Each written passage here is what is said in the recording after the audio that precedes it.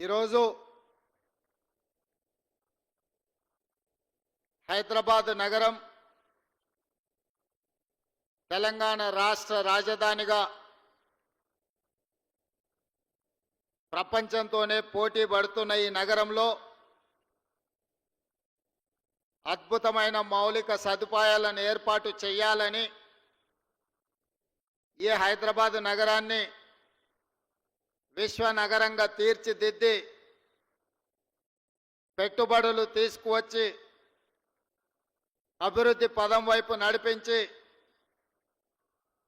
New York, Tokyo లాంటి నగరాలతో సమానంగా ఈ నగరాన్ని ముందుకు నడిపించాలని చెప్పి రాష్ట్ర ప్రభుత్వం, ముఖ్యంగా హైదరాబాద్ ఇన్ఛార్జ్ మినిస్టర్ పొన్నం ప్రభాకర్ గారు, రంగారెడ్డి జిల్లా ఇన్ఛార్జ్ మినిస్టర్ మిత్రులు శ్రీధర్ బాబు గారు నగర అభివృద్ధి కార్యక్రమాలలో భాగంగా ఈ కార్యక్రమాన్ని ఏర్పాటు చేసి నాతో పాటు పెద్దలు ఉప ముఖ్యమంత్రి వర్యులు శ్రీ బట్టి విక్రమార్క గారిని, అదేవిధంగా స్థానిక శాసనసభ్యులు దానం నాగేందర్ గారిని, అదేవిధంగా అరికపూడి గాంధీ గారిని, శాసన మండలి సభ్యులను, డిప్యూటీ మేయర్ గారిని, కార్పొరేటర్లను, ప్రభుత్వ ప్రత్యేక సలహాదారులను, అదేవిధంగా జిహెచ్ఎంసి మున్సిపల్ శాఖ ఉన్నత అధికారులను, మాజీ పార్లమెంట్ సభ్యులను, అదేవిధంగా ప్లానింగ్ కమిషన్ సభ్యులను, మాజీ పార్లమెంట్ సభ్యులను, ముఖ్యమైన ప్రజాప్రతినిధులను, హైదరాబాద్ నగర పౌరులందరినీ కూడా ఆహ్వానించి నెక్లెస్ రోడ్డు మీద ఈ అద్భుతమైన కార్యక్రమాన్ని ఏర్పాటు చేసి భవిష్యత్ అభివృద్ధి కార్యక్రమాలను ఈరోజు ప్రారంభించుకోవడం మనందరికీ సంతోషం.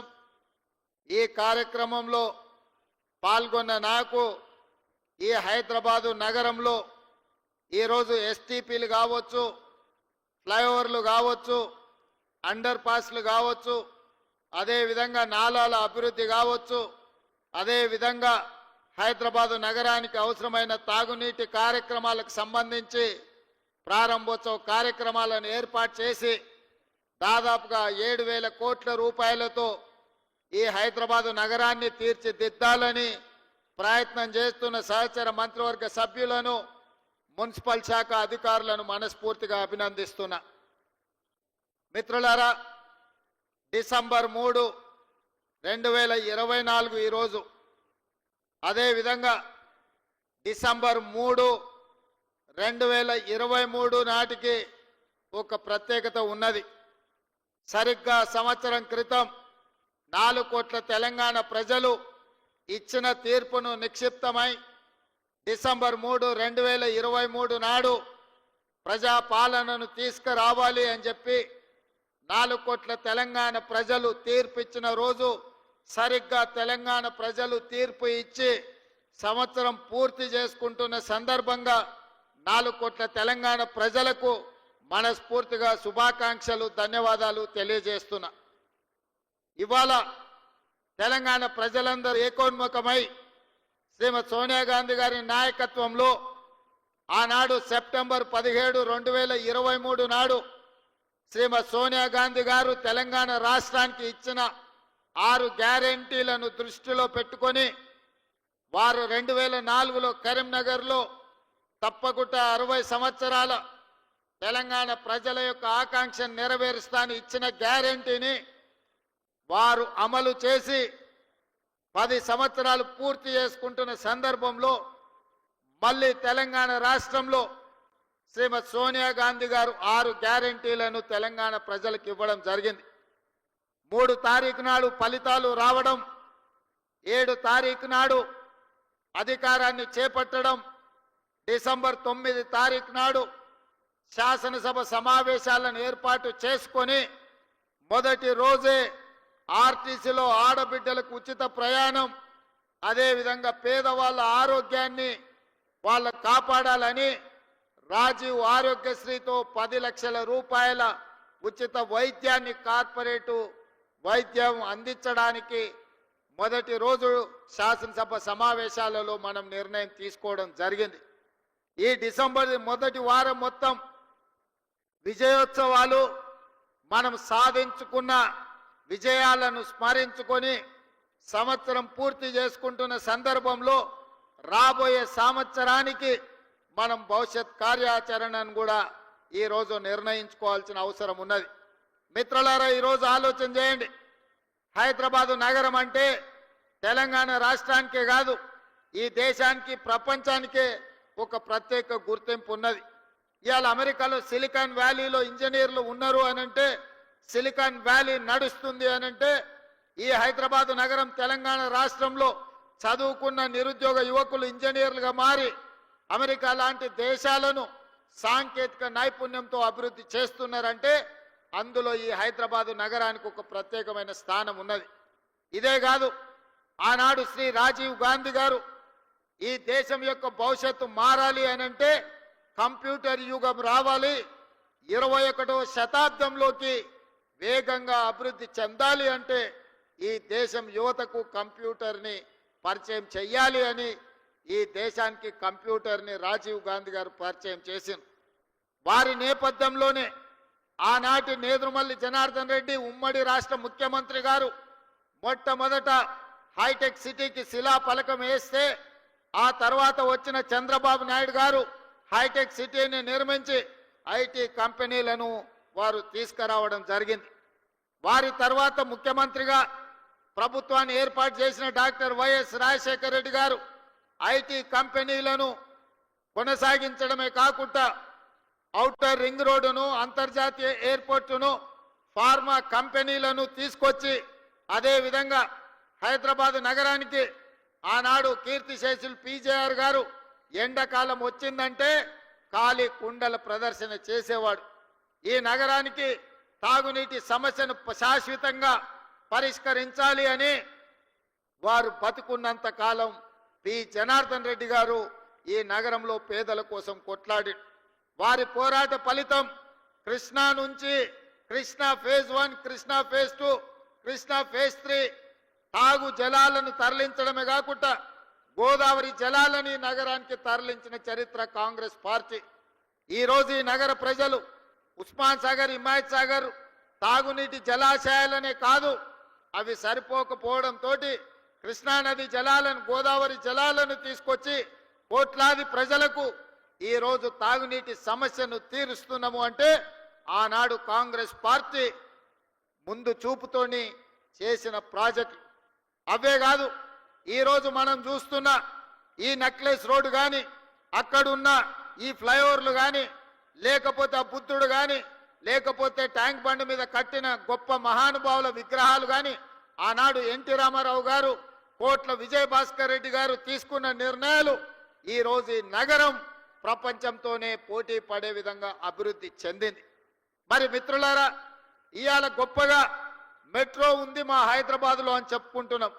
ఈ మెట్రోను హైదరాబాద్కు తీసుకొచ్చింది కేంద్రంలో అర్బన్ డెవలప్మెంట్ మంత్రిగా శ్రీ జైపాల్ రెడ్డి గారు విశేషమైన కృషి చేసి కేంద్ర ప్రభుత్వం నుంచి అనుమతులు ఇవ్వడమే కాకుండా కేంద్ర ప్రభుత్వం వందలాది కోట్ల రూపాయల నిధులు ఇస్తే ఆనాడు డాక్టర్ వైఎస్ రాజశేఖర రెడ్డి గారు ముఖ్యమంత్రిగా ఉండి ఈ నగరానికి మెట్రోను తీసుకొచ్చి ఇవాళ ప్రపంచంతోనే పోటీ పడే విధంగా ఇవాళ అభివృద్ధి చేసినాం. బేగంపేటలో ఉన్న ఎయిర్పోర్టును శంషాబాద్లో అంతర్జాతీయ ప్రమాణాలతో నిర్మించి అంతర్జాతీయ ఎయిర్పోర్టును తేవడం కాబట్టే ఈరోజు ఐటీ కంపెనీలు, ఫార్మా కంపెనీలు, రియల్ ఎస్టేట్ కంపెనీలు మన నగరానికి వచ్చినాయి. అందుకే ఈరోజు ఈ నగరం ఈ తెలంగాణ రాష్ట్రంకు వస్తున్న ఆదాయంలో 65% ఆదాయం రాష్ట్ర ఖజానాకు హైదరాబాదు, రంగారెడ్డి జిల్లాల నుంచే వస్తుంది అనంటే ఆనాటి ముఖ్యమంత్రులు ముందు చూపుతోటి ఈరోజు ఈ కార్యక్రమాలన్నీ చేపట్టింది కాబట్టి ఈ నగరం అభివృద్ధి చెందింది. మరి మిత్రులారా, ఈరోజు మీరు ఆలోచన చేయండి. గతం గొప్పగా ఉంది, గతంలో చేసిన వాళ్ళు బాగా చేసిరు, కానీ ఇది సరిపోదు. భవిష్యత్ తరాలకు ఇంకా అద్భుతమైన నగరాన్ని అందించాలంటే ఫ్యూచర్ సిటీని నిర్మించాల్సిన పరిస్థితి వచ్చింది. ఆనాడు ఒకనాడు ఇన్నర్ రింగ్ రోడ్ వేసినాం, ఆ తర్వాత ఔటర్ రింగ్ రోడ్ వేసినాం. ఇవాళ inner ring road, outer ring road సరిహద్దులు దాటి రీజనల్ రింగ్ రోడ్డు నిర్మించుకోవాల్సిన పరిస్థితి వచ్చింది. అందుకే ఈనాటి ప్రభుత్వం 360 కిలోమీటర్లతో తెలంగాణ మణిహారంగా రీజనల్ రింగ్ రోడ్డును దాదాపుగా 35,000 కోట్ల రూపాయలు వెచ్చించి కేంద్ర ప్రభుత్వం నుంచి సాధించుకొని రీజనల్ రింగ్ రోడ్డు నిర్మించడానికి ఇవాళ మన ప్రభుత్వం ప్రయత్నం చేస్తుంది. ఆ దిశగా కేంద్ర ప్రభుత్వం మీద ఒత్తిడి తీసుకొస్తున్నాం. ఇదే కాదు, ఔటర్ రింగ్ రోడ్డు నుంచి రీజనల్ రింగ్ రోడ్డు వరకు ఇవాళ రేడియల్ రోడ్లు వెయ్యాలని, రేడియల్ రోడ్ల ద్వారా 60% తెలంగాణ అభివృద్ధి పదం వైపు నడిపించి విద్య, ఉద్యోగ, ఉపాధి అవకాశాలకు ప్రపంచం నలుమూలల నుంచి వచ్చే వాళ్లకు నివాస గృహాలతో పాటు కార్పొరేట్ కంపెనీలను ఏర్పాటు చేయడానికి ఈ రోజు మనమంతా ఆర్గానిక్ ఫుడ్ని పేదలకు అందరికీ, ధనవంతులకు అందరికీ అందుబాటులో తీసుకురావడానికి అధునాతనమైన వ్యవసాయ విధానాలను మనం ఇవాళ తీసుకురావాలి అనుకుంటున్నాం. అదేవిధంగా ఇబ్రహీంపట్నం దగ్గర అంతర్జాతీయ స్థాయి కూరగాయల మార్కెట్ను దాదాపుగా 250 ఎకరాలలో అంతర్జాతీయ ప్రమాణాలతోటి వెజిటబుల్ మార్కెట్ కాదు, ఫ్రూట్ మార్కెట్, డైరీ ప్రోడక్ట్స్, అదేవిధంగా పౌల్ట్రీ ప్రోడక్ట్స్, మీట్ ప్రోడక్ట్స్ అన్నిటిని కూడా ఒకే దగ్గర కట్టి రైతులు పండించిన పంట ఈరోజు దాచుకోవడానికి కోల్డ్ స్టోరేజ్ లేవు. వాళ్ళు పండించిన పంట మార్కెట్లో అమ్మడానికి తెచ్చిన పండ్లు ఒకవేళ కొనకపోతే మురిగిపోతే రోడ్ల మీద పడేసే పరిస్థితి. టమాటాలు లాంటివి తెస్తే 2 రోజుల్లో అమ్మకపోతే అవి పాడైపోయే పరిస్థితి. అందుకే ఈరోజు ఇబ్రహీంపట్నంలో మనము అంతర్జాతీయ ఫ్రూట్ మార్కెట్ను పెట్టడమే కాకుండా ఈరోజు కోల్డ్ స్టోరేజ్లు పెట్టడం ద్వారా రైతులు పండించిన పంటకు రక్షణ కల్పించాలని ఈరోజు మన ప్రభుత్వం ప్రణాళికలు చేస్తుంది. ఔటర్ రింగ్ రోడ్డుకు అనుబంధంగా ఈరోజు ప్రభుత్వం చేపడుతున్న కార్యక్రమాలు అత్యంత గొప్పది, పెద్దది. రేపటి ప్రపంచానికి అద్భుతమైన నగరాన్ని అందించే ఫ్యూచర్ సిటీ ముచ్చెర్ల ప్రాంతంలో ఈరోజు మనము బాగరికుంట ప్రాంతంలో నిర్మించుకుంటున్నాం. దాదాపుగా 15,000 ఎకరాల భూమి ఉన్నది. ఇంకొక 15,000 ఎకరాలు ఫారెస్ట్ ల్యాండ్ ఉన్నది. అదనంగా ఇంకొక 15,000 ఎకరాలు భూమి రైతులు సహకరించి అందిస్తే 40 నుంచి 50,000 ఎకరాలతోటి ఒక అద్భుతమైన నగరాన్ని నిర్మించుకొని ఈ దేశంలోనే కాదు ప్రపంచంలో ఉండే న్యూయార్కో లేకపోతే మన టోక్యో లాంటి నగరాలను, సింగపూర్ లాంటి నగరాలను పోటీ పడే విధంగా ఈరోజు మనము నగరాన్ని నిర్మించుకుందాం అనుకుంటున్నాం. ఆనాడు ఒక ఆయన చెప్పిండు, మీరు అందరు చూసారు, ట్యాంక్ బండు నీళ్లు కొబ్బరి నీళ్ళు అలాకుంటాయి, ఇట్లా ముంచుకొని అట్లా తాగొచ్చు అన్నాడు. నేను ఈడు ఉన్న మిత్రులు అడుగుతున్న జర్ర అట్లా రోడ్ దాటితే ట్యాంక్ బండే. తాగుడు సంగతి దేవుడు ఎరుగు, వాసన చూసే పరిస్థితి ఉందా? 10 ఏళ్ళ ఆయన పరిపాలనలో మురికి కూపంగా ట్యాంక్ బండును మార్చిన చరిత్ర ఆనాటి ముఖ్యమంత్రిది. ఇట్లాంటి అబద్ధాలతో కాలం గడిపిండు. ఓల్డ్ సిటీని అన్నాడు ఇస్తాంబుల్ చేస్తాని. ఇస్తాంబుల్ కాదు కదా, ఆడున్న ట్రాఫిక్ జాములు కానీ చార్మినార్ చుట్టూతో తిరగలేని పరిస్థితి ఈ 10 సంవత్సరాలలో వచ్చింది. వర్షం వస్తే వరద నీళ్లు హైదరాబాద్ రోడ్ల మీద వరదలై పారుతున్నాయి తప్ప కనీసం మేము నిర్మించిన నగరంలో మురికి కాలువలు కూడా ఆనాటి ముఖ్యమంత్రి గారు, ఆనాటి మున్సిపల్ శాఖ మంత్రి గారు ఈరోజు గొప్పలు చెప్పుకుంటున్నారు కానీ కనీసం డ్రైనేజీ కాలువలు కూడా తవ్వే ప్రయత్నం చేయలే. ఇవాళ ట్యాంక్ బండ్ మీదనో లేకపోతే శిల్పారామం దగ్గర వారు సెల్ఫీలు దిగుతున్నారు. వారు సెల్ఫీలు దిగి సెల్ఫ్ డబ్బా కొట్టుకునే శిల్పారామం కూడా ఆనాడు కాంగ్రెస్ పార్టీనే అభివృద్ధి చేసింది. వారు మర్చిపోయినట్టున్నారు. వారు అప్పుడప్పుడు ట్విట్టర్లో పెట్టే హైటెక్ సిటీ ఆనాడు మనం చేసిందే.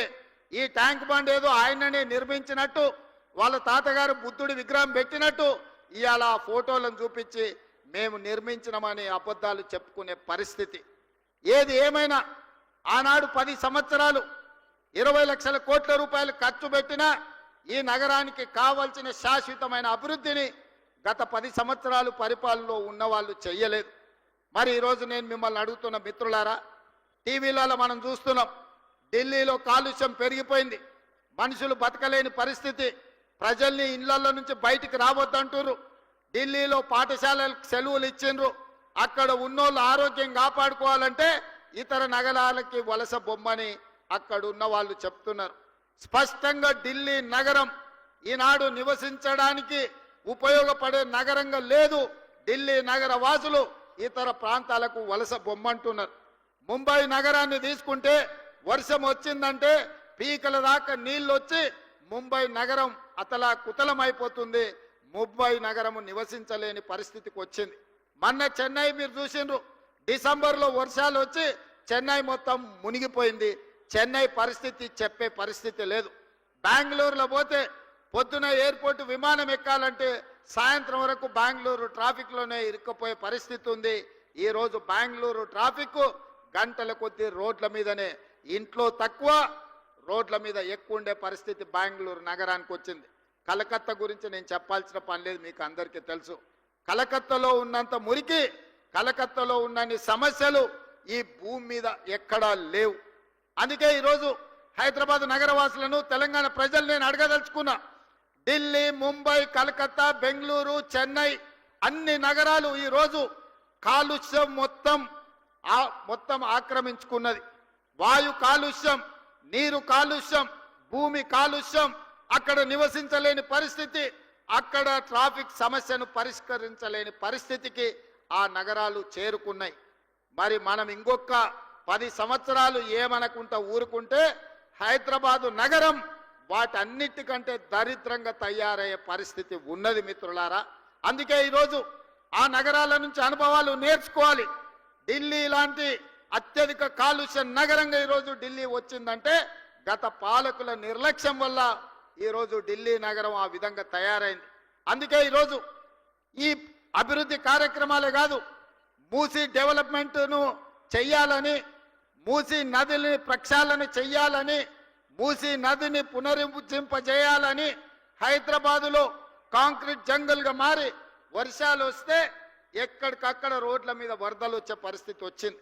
అందుకే ఆ వరదల్ని నియంత్రించడానికి రోడ్ల మధ్యలోనే ఇండ్లలో వాటర్ హార్వెస్టింగ్ పిట్టులు కట్టుకుంటే ఎట్లా కట్టుకుంటామో వర్షపు నీటిని ఒడిసి పట్టుకోవడానికి, ఇవాళ రోడ్ల మీద వచ్చిన నీళ్లను ఒడిసి పట్టుకోవడానికి వాటర్ హార్వెస్టింగ్ వెల్స్ను కడుతున్నాం.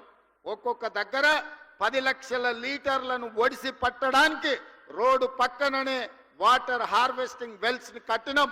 నిన్న మొన్న కొన్నిటిని ఇవాళ మనం కొన్నిటిని ప్రారంభించుకున్నాం. భవిష్యత్తులో ఇంకా 141 ప్రాంతాలలో వర్షాలు వస్తే రోడ్ల మీద నీళ్లుండి నీళ్లకు బండ్లు పోలేని పరిస్థితి, పోతే కొట్టుకపోయే పరిస్థితి, దాంతో ట్రాఫిక్ జామ్లు అవుతున్నాయి.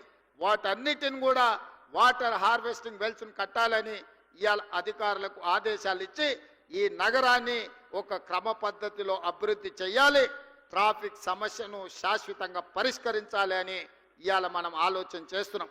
అందుకే ఈరోజు ఎంతమంది ఎంత విష ప్రచారం చేసినా, రియల్ ఎస్టేట్ దెబ్బతిన్నదని సోషల్ మీడియాలో ప్రకటనలు చేసినా, ఇవాళ సూటిగా మీడియా మిత్రుల ద్వారా తెలంగాణ సమాజాన్ని నేను చెప్పదలుచుకున్నా. ఏప్రిల్ 1, 2023 నుంచి నవంబర్ 30, 2023 వరకు 6 నెలల్లో అభివృద్ధి. అదేవిధంగా మన ప్రభుత్వం వచ్చినాక ఏప్రిల్ 1, 2024 నుండి నవంబర్ 30 తారీఖు వరకు పోల్చినప్పుడు హైదరాబాద్ నగర రియల్ ఎస్టేట్ దాదాపుగా 29% అభివృద్ధి చెందింది. ఇది మా నిబద్ధతకు, మేమిచ్చిన అనుమతులకు హైదరాబాదు నగరానికి రియల్ ఎస్టేట్ ఆదాయం పెరిగింది, తగ్గలేదు. ఎక్కడైనా చెరువులు ఆక్రమించుకున్నోళ్ళు, నాలాలు ఆక్రమించుకున్నోళ్ళు, ఈరోజు కుంటలను ఆక్రమించుకున్నోళ్ళ పాలిట హైడ్రా అనేది వాళ్ళ నిద్రలో కూడా, కలలో కూడా వాళ్ళు ఉలిక్కిపడి లేచే విధంగా పనిచేస్తుంది. హైడ్రా మీ ఆస్తుల దగ్గరికి రాలే, మీ అనుమతులున్న నిర్మాణాలు కూలగొట్టలే, అక్రమంగా చెరువుల్లో, అదేవిధంగా కుంటలలో, అదేవిధంగా నాలాలు ఆక్రమించుకొని హైదరాబాదు నగరాన్ని అభివృద్ధిని అడ్డుకొని దెబ్బతీసి ఈరోజు ఆ నీళ్లు రోడ్ల మీదకి వస్తుంటే వాటి ఆక్రమణలు తొలగించడానికి మాత్రమే హైడ్రా పనిచేస్తుంది. ఇవాళ నరేంద్ర మోడీ గారు అహ్మదాబాద్లో ఆయన సబర్మతి రివర్ డెవలప్మెంట్ ఫ్రంట్ కట్టుకుంటే, అక్కడ ఆయన కట్టుకుంటే ఇక్కడ కిషన్ రెడ్డి సప్పట్లు కొడుతుండ, అబ్బా మా మోడీ చూడ అద్భుతం చేసిండని. 25 ఏళ్ల నుంచి కిషన్ రెడ్డిని హైదరాబాద్ ప్రజలు భుజాల మీద మోసిరు. ఆయన మాత్రం మూసీ రివర్ డెవలప్మెంట్ ఫ్రంట్ వద్దు, ఎందుకంటే హైదరాబాద్ నగరంలో మూసి అభివృద్ధి అయితే మోడీ కంటే మంచి పేరు తెలంగాణకు వస్తుంది కాబట్టి మేము కాళ్ళలో కట్టె పెడతాం, మూసిని కట్టనీయం, అట్లెట్ల కడతాం, మూసీలో పోయి పండుకుంటాం అంటుండు. నువ్వు మూసీలో పండుకున్నా, మూసీలో మునిగి మీరు ఆత్మహత్య చేసుకున్నా ఇక్కడ ప్రజలు మిమ్మల్ని పట్టించుకోరు. కిషన్ రెడ్డి గారు, మీరు నిజంగానే మీకు చిత్తశుద్ధి ఉంటే మోడీ దగ్గరికి వెళ్ళి కేంద్ర ప్రభుత్వం నుంచి ఓ 25,000 కోట్ల రూపాయలు మూసీ రివర్ అభివృద్ధి కోసం నిధులు తీసుకురా. అక్కడ పేదోళ్ళ కోసం ముసలి కన్నీరు గారుస్తున్నావు కదా, ప్రధానమంత్రి ఆవాస్ యోజన కింద భూమి నేను ఇస్తా, ఓ 10,000 కోట్ల రూపాయలు తీసుకురా. అద్భుతంగా పేదోళ్ళందరికీ మంచిగా అపార్ట్మెంట్స్ కట్టి ఇద్దాము, వాళ్ళకు మంచి భవిష్యత్తు ఇద్దాం, అక్కడ మంచి స్కూళ్ళు కట్టిద్దాం, మంచి కాలేజీలు కట్టిద్దాం. అవసరమైతే మూసీ నది ఒడ్డున ఉన్న వాళ్లకు, మూసీలో మురికిలో ఇబ్బంది పడుతున్న వాళ్లకు ఎంత భూమి అయినా రాష్ట్ర ప్రభుత్వం నుంచి నేను, మా ఉప ముఖ్యమంత్రి, మా ఇన్ఛార్జ్ మినిస్టర్ శ్రీధర్ బాబు గారు ఎంత భూమి కావాలన్నా ప్రభుత్వం నుంచి మేము కేటాయిస్తాము. ప్రధానమంత్రి ఆవాస్ యోజన కింద ఈ పేదలకు మంచి అపార్ట్మెంట్లు కట్టించడానికి ఒక 10,000 కోట్ల రూపాయలు నరేంద్ర మోడీని అడిగి తీసుకురా. కిషన్ రెడ్డి గారు, మీరు సికింద్రాబాద్ నుంచి రెండవసారిగా మంత్రి అయినరు, 3 సార్లు ఎమ్మెల్యే అయినరు, భారతీయ జనతా పార్టీ అధ్యక్షుడు, మీకు బాధ్యత లేదా? మోడీ దగ్గర ప్రతి సంవత్సరం 40,000 కోట్ల రూపాయల బడ్జెట్ ఉంది. మోడీ గారు గుజరాత్ కు బుల్లెట్ ట్రైన్ తీసుకెళ్తాడు, మోడీ గారు గుజరాత్ కి సబర్మతి రివర్ ఫ్రంట్ కట్టుకుంటాడు, మోడీ గారు గుజరాత్ కు గిఫ్ట్ సిటీ కట్టుకుంటాడు. మరి నువ్వేం గిఫ్ట్ తీసుకొచ్చినావు తెలంగాణకు, హైదరాబాద్ నగరానికని నేను ఇవాళ కిషన్ రెడ్డిని అడుగుతున్నా. 5 ఏళ్ళు అయిపోయింది, ఇప్పుడు 6వ సంవత్సరం మంత్రి అయినావు, ఒక్క రూపాయినైనా తెచ్చినావు ఆ కిషన్ రెడ్డి? తెలంగాణ ప్రజలకు నువ్వు సమాధానం చెప్పు. గతంలో అంటే వాళ్ళు చేసిన ఏదో పనులకు ఇవాళ వాళ్ళు ఫామ్ హౌస్లో వండుకున్నారు, వాళ్ళ గురించి చర్చించడం కూడా దండగమారి వ్యవహారం. వాళ్ళ పనితనానికి ఇక్కడనే ట్యాంక్ బండ్ ఉన్నది, కొబ్బరి నీళ్లు చేస్తా అన్నాడు, నీళ్ళు ఎట్లున్నాయో ఒక్కసారి చూడండి. ఇంకా నేను ఏం చెప్పను. ఓల్డ్ సిటీని ఇస్తాంబుల్ చేస్తాడు, ఒక్కసారి చూడండి. కరీంనగర్నేమో న్యూయార్క్ చేస్తా అన్నాడు, వరంగల్లోనేమో లండన్ ఏదో చేస్తా అన్నాడు. ఆయన ఏవి కాలే, ఏ నగరాన్ని ఏది ఉంచాడంట ఆయన, అన్నిటినీ ఎక్కడ కింద మీద చేస్తా అన్నాడు. వాళ్ళ గురించి మనం మాట్లాడుకోవాల్సిన అవసరం లేదు. కానీ ఇవాళ కిషన్ రెడ్డి గారు సమాధానం చెప్పాలి. ఎందుకంటే ఈ సికింద్రాబాద్ నుంచి మీరు 2 సార్లు ఎంపీగా కేంద్ర మంత్రిగా ఉన్నారు. ఇవాళ మెట్రో రైలు ఆనాడు మేము తెచ్చిన 76 కిలోమీటర్లే ఉంది, ఇప్పుడు ఒక 116 కిలోమీటర్లకు ప్రతిపాదన ఇచ్చినాం. దాదాపుగా 35,000 కోట్ల రూపాయలు మెట్రోకు అవసరం ఉన్నది. ఇవాళ మెట్రోకు మోడీ నుంచి ఎన్ని నిధులు తీసుకొస్తావో నువ్వు సమాధానం చెప్పు. కిషన్ రెడ్డి గుజరాత్ కు మెట్రో తీసుకెళ్తాడు, లేకపోతే బెంగళూరుకి మెట్రో ఇస్తాడు, చెన్నైకి మెట్రో ఇస్తాడు మోడీ గారు. హైదరాబాద్ నగరానికి ఎందుకు మెట్రో ఇవ్వడు? ఈడ బీజేపీకి ఓట్లు ఇయ్యలేదా? మిమ్మల్ని గెలిపించలేదా? మీరు కేంద్ర మంత్రి కాదా కిషన్ రెడ్డి గారు? మెట్రోకి ఇవాళ 35,000 కోట్ల రూపాయల అవసరం ఉన్నది. కేంద్ర ప్రభుత్వం నుంచి ఎన్ని నిధులు తెస్తావో ఇవాళ జవాబు చెప్పు. ఇవాళ మల్లన్న సాగర్ నుంచి గోదావరి జలాలను ఈ హైదరాబాద్ నగరానికి తాగడానికి తేవాలే. అదే విధంగా ఉస్మాన్ హిమాయత్ సాగర్లను ప్రక్షాళన చేసి మూసిని పునరుద్ధరించాలంటే గోదావరి జలాలు తరలించాలి. దానికి ఒక 7,000 కోట్ల రూపాయలు అవుతాయి. ఎంత తెస్తావో మోడీ దగ్గర ఈరోజు తెలంగాణ ప్రజలకు సమాధానం చెప్పు కిషన్ రెడ్డి. అదే విధంగా రీజనల్ రింగ్ రోడ్డు నిర్మించాలంటే 35,000 కోట్ల రూపాయలు అవుతాయి. కేంద్ర ప్రభుత్వం నుంచి ఎన్ని నిధులు తెస్తావో తెలంగాణ ప్రజలకు జవాబు చెప్పాలి కిషన్ రెడ్డి నువ్వు. అదే విధంగా ఔటర్ రింగ్ రోడ్డు నుంచి రీజనల్ రింగ్ రోడ్డుకు రేడియల్ రోడ్ చేయాలంటే అది ఇంకొక 15,000 కోట్ల రూపాయలు అవుద్ది. Regional ring road, radial roads కి 50,000 కోట్ల రూపాయల నిధులు అవసరం ఉన్నాయి. నితిన్ గడ్కరీ దగ్గర మన ప్రతిపాదనలు పెండింగ్ ఉన్నాయి. ఎన్ని నిధులు తెస్తావో తెలంగాణ ప్రజలకు సమాధానం చెప్పాలి కిషన్ రెడ్డి నువ్వు. అదే విధంగా మెట్రోను నిర్మించుకోవాలంటే, మెట్రోను పొడిగించుకోవాలంటే ఇంకొక 35,000 కోట్ల రూపాయలు కావాలి. ఇవాళ ఆ మెట్రో కోసం ఎన్ని నిధులు తెస్తావో తెలంగాణకు జవాబు చెప్పాలి కిషన్ రెడ్డి గారు. మీరు మోడీతో పాటు మీరు క్యాబినెట్లో మంత్రి, గుజరాత్కి మోడీ నిధులు తీసుకుపోతుంటే మీరు గుడ్లా పగిచ్చి చూస్తున్నారా? ఏం తెస్తావు తెలంగాణకని నేను అడుగుతున్నా. మూసీలో పోయి వండుకుంటా అన్నావు, మూసీలో వండుకో, మూసీలో మునుగు. మోడీని తీసుకొచ్చి మూసీని చూపించు.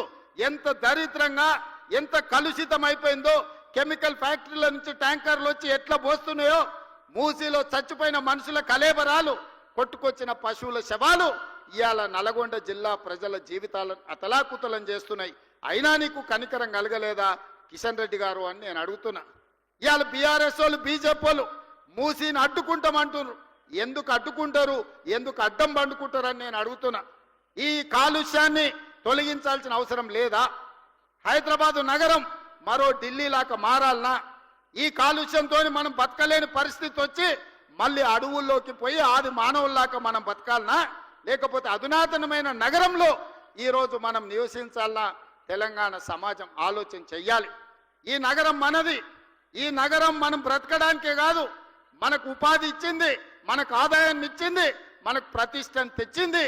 ఈ నగరం ప్రపంచంతో పోటీ పడాలి అంటే రీజనల్ రింగ్ రోడ్డు నిర్మించుకోవాలి, రేడియల్ రోడ్స్ నిర్మించుకోవాలి, ఎస్టీపీలు నిర్మించుకోవాలి, ఫ్లైఓవర్లు కట్టుకోవాలి.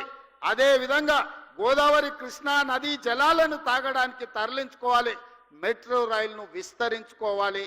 ఇవన్నీ పనులు చెయ్యాలంటే ఈ రోజున్న అంచనాలకు ఫ్యూచర్ సిటీ కాకుండా వీటికే 1,50,000 కోట్ల రూపాయలు కావాలి. రాబోయే 4 ఏళ్లలో 1,50,000 కోట్లు ఈ పనులన్నిటికీ ఖర్చు పెడితే హైదరాబాదు నగరం ఒక అద్భుతమైన నగరంగా మారుతుంది.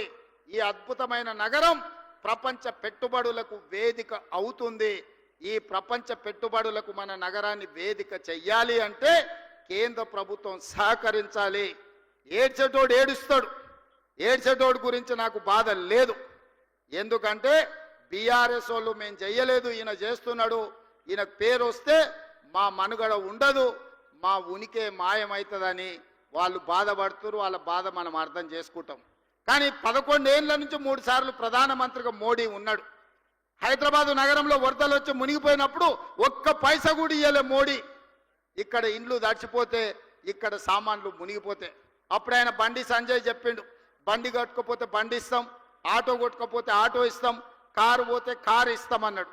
తర్వాత అడిగితే మీకు ఇన్సూరెన్స్ ఉంటుంది కదా తెచ్చుకోపోండి అన్నాడు. ఇది వాళ్ళ నీతి. అందుకే ఇవాళ మీరు నిధులు తెస్తారా లేకపోతే గుజరాత్కే వలసపోయి అక్కడనే బతుకుతారా అని నేను అడగదలుచుకున్న కిషన్ రెడ్డి గారిని. నువ్వు హైదరాబాదు నగరం గురించి, అభివృద్ధి గురించి నా సంగతి వదులు. సికింద్రాబాద్ ఎంపీ కదా, నీ దగ్గర ఏం ప్రణాళిక ఉందో చెప్పు. కిషన్ రెడ్డి గారు సూటిగా మిమ్మల్ని అడుగుతున్నా, మూసి ప్రక్షాళనకు కేంద్ర మంత్రిగా కేంద్ర ప్రభుత్వంలో ఉన్న నువ్వు మూసి ప్రక్షాళనకు నీ దగ్గర ఉన్న ప్లాన్ ఏంది, యాక్షన్ ప్లాన్ ఏంది, కేంద్రం నుంచి ఏం నిధులు తీసుకొస్తావు? నెంబర్ 1. నెంబర్ 2, హైదరాబాద్లో రద్దీ పెరిగిపోయింది, ట్రాఫిక్ జాములు పెరిగిపోయినాయి. దీన్ని ఎదుర్కోవాలంటే మెట్రోను విస్తరించుకోవాలి. విస్తరించే మెట్రోకి నీ విధానం ఏంది, నిధులు ఎన్ని మోడీ నుంచి అడిగి తీసుకొస్తావో తెలంగాణ ప్రజలకు చెప్పు. అదేవిధంగా హైదరాబాదు నగరంలో ఫ్లైఓవర్లు కట్టాలి. అది జూబ్లీహిల్స్ చెక్ పోస్ట్ కావచ్చు, 45 కావచ్చు, అదేవిధంగా ఆరాంగఢ్ కావచ్చు, మెహదీపట్నం చౌరస్తా కావచ్చు, ఉస్మానియా హాస్పిటల్ కావచ్చు, లేకపోతే నింబోలి అడ్డ కావచ్చు, ఉప్పు గుడ కావచ్చు, గౌలి గుడ కావచ్చు. వీటన్నిటికీ నువ్వు తెచ్చే నిధులేంది, నీ దగ్గర ఉన్న విధానం ఏంది, నీ యాక్షన్ ప్లాన్ ఏందో కేంద్ర ప్రభుత్వంగా, కేంద్ర మంత్రిగా, ఈ సికింద్రాబాద్ పార్లమెంట్ సభ్యుడిగా నీ ప్రతిపాదనలేంటివి, కేంద్ర ప్రభుత్వం నుంచి నువ్వు తెచ్చే నిధులేంటివో ప్రజలకు జవాబు చెప్పు. కిషన్ రెడ్డి గారు, మేము ఏం చేస్తామన్నా దాన్ని అడ్డుకుంటామని నువ్వు అంటున్నావు. మంచిది, నా ప్రణాళికలు నీకు నచ్చలేదు, నువ్వు అడ్డుకుంటా అంటున్నావు కదా. 6 నెలలు నేను ఊరుకుంటా, నువ్వేం చేస్తావో చెప్పు. ఏం తెస్తావో చెప్పు. మోడీని తీసుకురా, 1,50,000 కోట్లు మోడీని ఇప్పించు. 10 లక్షల మందితో పరేడ్ గ్రౌండ్లా తెలంగాణ సమాజాన్ని అంతా పిలిచి మోడీని నిన్నిద్దరిని నేను సమానం చేస్తా. అధికారికంగా నిన్నక్కడ పరేడ్ గ్రౌండ్లో 10 లక్షల మందితో సన్మానం చేసే జిమ్మేదారి నేను తీసుకుంటా. కిషన్ రెడ్డి గారు, మోడీ నుంచి 1,50,000 కోట్లు మన నగరానికి తీసుకురా. నాకేం బేసిజాలు లేవు. నాకు నగరం అభివృద్ధి చేయడమే, ఈ రాష్ట్రాన్ని అభివృద్ధి పదం వైపు నడిపించడమే. ఈరోజు ఢిల్లీ చూసినా, ముంబై చూసినా, బెంగళూరు చూసినా, చెన్నై చూసినా, కలకత్తా చూసినా కాలుష్యంతో నగరాలు అతలాకుతలం అయిపోయినాయి. ఇవాళ టీవీలు, పేపర్లు చూస్తే అక్కడ నివసించలేని పరిస్థితి ఉంది. ఆల్రెడీ స్కూల్స్కు హాలిడేస్ ఇచ్చిండ్రు. అక్కడ ఉండేటోళ్లను ఆ పట్టణం వదిలి ఇతర ప్రాంతాలకు పోయి ఉండమంటుర్రు. మనం కూడా ఆ పరిస్థితిని కొని తెచ్చుకుందామా? మనం కూడా అట్లనే ఉందామా? మనం కూడా ఆ దిశగా పోతే ఈ నగరం ఎడారిగా మారి ఈ నగరం నివసించలేని ప్రాంతంగా ఉంటే ఎక్కడికి వెళ్ళాలి? అడవుల్లోకి వెళ్ళి ఆది మానవులుగా మళ్ళీ బతుకుదామా? లేకపోతే ఈ నగరాన్ని అత్యాధునిక నగరంగా తీర్చిదిద్ది ఫ్యూచర్ సిటీ కట్టుకొని ఆర్టిఫిషియల్ ఇంటెలిజెన్స్ తీసుకొచ్చి ఎలక్ట్రిక్ ఇన్వెస్ట్మెంట్స్ తీసుకొచ్చి ఫాక్స్కాన్ లాంటి పెద్ద కంపెనీలను తీసుకొచ్చి అక్కడ ఒక స్పోర్ట్స్ యూనివర్సిటీ అక్కడ కావాల్సిన అన్ని రకాల వసతులు తీసుకొచ్చి అభివృద్ధి చేసుకుందామా లేదా ఎయిర్పోర్ట్ నుంచి ఫ్యూచర్ సిటీకి మెట్రో రైలు నిర్మించుకుందామా లేదా ఒక్కసారి ఆలోచన చేయండి మిత్రులారా. ఇవాళ నేను సూటిగా బీఆర్ఎస్ను బీజేపీని ఇద్దరిని అడగదలుచుకున్నా. 10 ఏళ్ళు ఈయన అధికారంలో ఉన్నాడు, 11వ సంవత్సరం ఆయన అధికారంలో కొనసాగుతుండు. మీరు చేసిన దాని మీద చర్చ చేద్దాం, దానికి మేము సిద్ధం. పోనీ ఎట్లా చేస్తే బాగుంటుందో మీ పాలసీ డాక్యుమెంట్ మాకు ఇవ్వండి. బీఆర్ఎస్ 10 ఏళ్ళ అనుభవం చంద్రశేఖరరావు గారికి ఉంది, మున్సిపల్ శాఖ ఐటీ శాఖ మంత్రిగా ఇండస్ట్రియల్ మినిస్టర్గా కేటీఆర్ గారికి ఉంది. తండ్రి కొడుకులు కలిసి ఒక ప్రణాళికను తయారు చేసి పాలసీ డాక్యుమెంట్ తెలంగాణ సమాజానికి చూపించండి. ఎస్, ఈ ప్రభుత్వం ఈ ప్రణాళికతో ముందుకు వెళ్ళాలి, ఈ విధంగా అభివృద్ధి చేస్తే దీనికి అయ్యే నిధుల ఖర్చు ఇంత, ఈ నగరం అభివృద్ధి ఈ రకంగా చెందుతుంది, దీనికి ప్రతిపక్షంగా మేము సూచన చేస్తున్నామని మీరు ఒక పాలసీ డాక్యుమెంట్ తీసుకొని రండి. సహేతుకమైందైతే తెలంగాణ సమాజానికి హైదరాబాద్ నగరాన్ని అభివృద్ధి చేయడానికి ఉపయోగపడితే 100% మా ప్రభుత్వం ఆమోదిస్తుంది. మాకు బేసజాలు లేవు, మంచి పని చెయ్యాలి, ఈ నగరాన్ని అభివృద్ధి చెందాలి అనేదే మా విధానం. బీఆర్ఎస్ వాళ్ళు ఏది చెప్పరు, బీజేపీ వాళ్ళు ఏది ఇయ్యరు.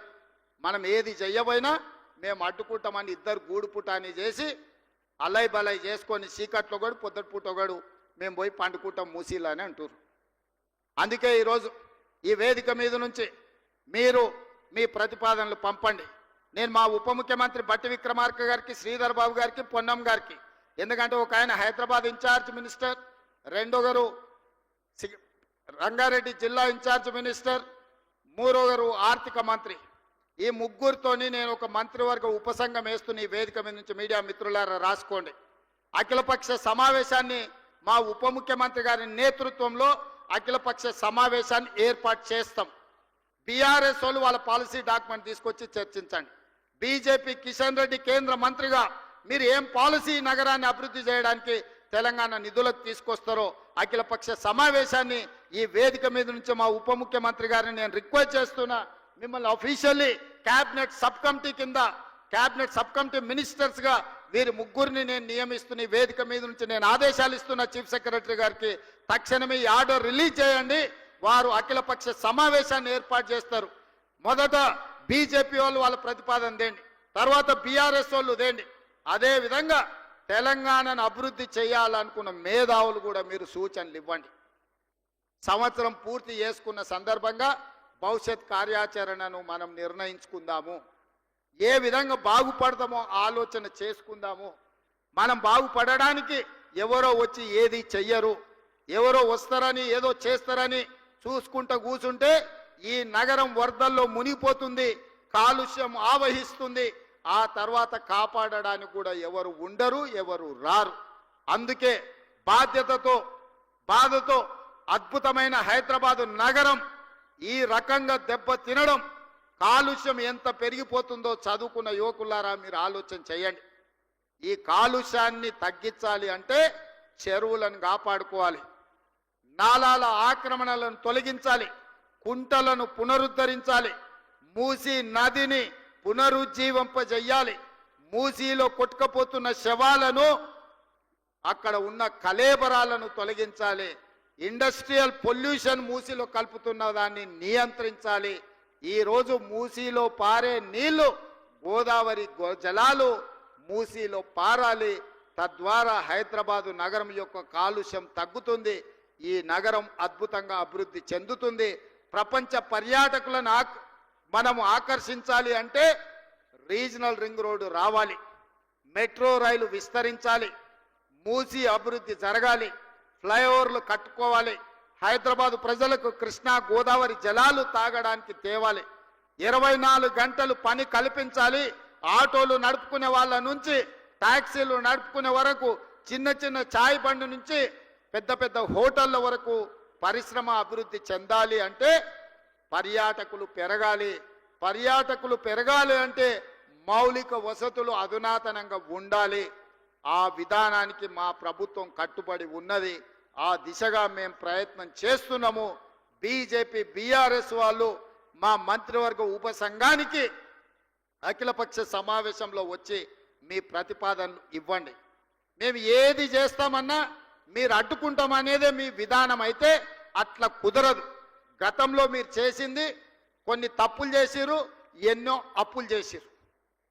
గతంలో ఏందా అని వెనక్కి తిరిగి చూసినాం అన్నెప్పుడో వాళ్ళు పెడబొబ్బలు పెడుతుంటారే వాళ్ళు ఏమైనా మంచి చేస్తే మేమన్నా తప్పు చేస్తున్నాం అని చూస్తే ఏం లేదు.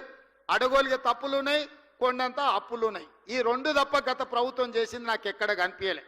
మరి అధికారం కోల్పోయినాక ఏమైనా జ్ఞానోదయమై ఏమన్నా ఆలోచనలు మారి ఏమన్నా అద్భుతమైన సూచనలు మా ప్రభుత్వానికి చేస్తామంటే నాకేమీ అభ్యంతరం లేదు. మా బట్టి విక్రమార్క గారు మా మిత్రుడు మీకు అందుబాటులో ఉంటాడు.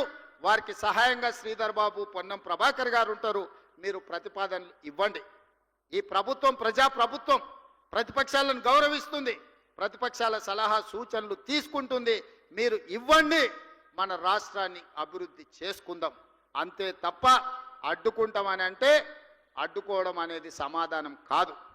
అడ్డుకుంటే అడ్డుకునే వాళ్ళని ఎట్లా అడ్డుకోవాలనో అంతో ఇంతో తెలిసిన వాళ్ళమే.